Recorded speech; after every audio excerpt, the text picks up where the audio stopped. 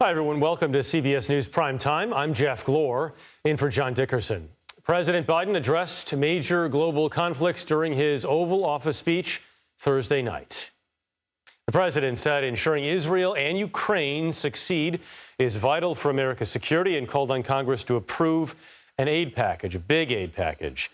President Biden also called out Hamas and Russia for wanting to, quote, annihilate democracy. Making sure Israel and Ukraine succeed is vital for America's national security. You know, history has taught us that when terrorists don't pay a price for their terror, when dictators don't pay a price for their aggression, they cause more chaos and death and more destruction. They keep going, and the cost and the threats to America and the world keep rising. Let's bring in CBS News senior White House and political correspondent Ed O'Keefe. Ed, Israel and the Hamas war is front and center right now, but the president spent just as much time talking about Ukraine, if not more, and even compared Putin to Hamas in this speech. Yeah, that was a pretty notable and somewhat effective, potentially effective, but certainly to this reporter's ear, effective way of sort of summarizing for skeptics or for those that maybe haven't been paying as much attention, sort of what's up here. And that is that there are two entities, one a country, the other a terrorist organization, that are trying to upend neighboring democracies. And this is a president who, since he was a candidate and certainly since he became president, has suggested that there's an ongoing global struggle between democracies and autocratic rulers or organizations that are trying to upend what has been the traditional world order. So what better way to describe it tonight than say these are two conflicts that the United States needs to be engaged in by supporting the democratically elected leaders of those two countries that are under threat.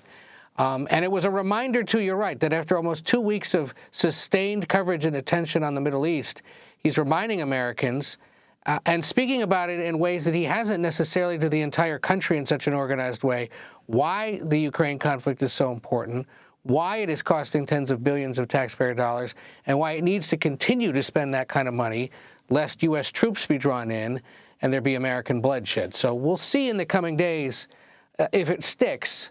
But, you know, new CBS News polling tonight, for example, suggests that most Americans aren't pleased with how he's been handling this so far.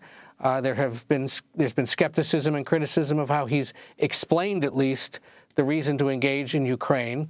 So the White House clearly tonight hoping that this kind of an address, the more traditional Oval Office speech that, you know, connotes a more grave situation, a more serious one, will hopefully be absorbed by Americans and support for what he's asking for will grow. It's also Ukraine something he can speak unequivocally on, is that we support Ukraine in this war. Yes, the U.S. stands by Israel, but he does have to walk that line of supporting Israel, but also the humanitarian crisis in Gaza. And to that effect, he talked about the Palestinian boy who was killed in Chicago.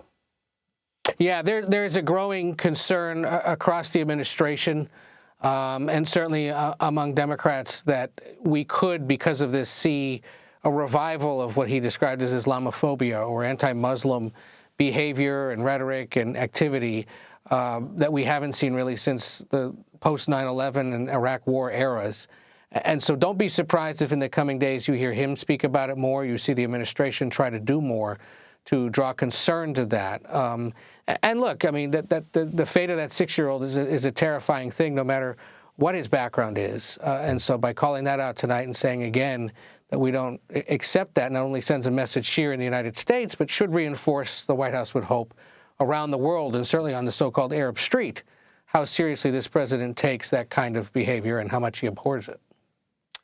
So again, the president speaking tonight for just a little over 15 minutes, talking about both Ukraine and the war between Israel and Hamas.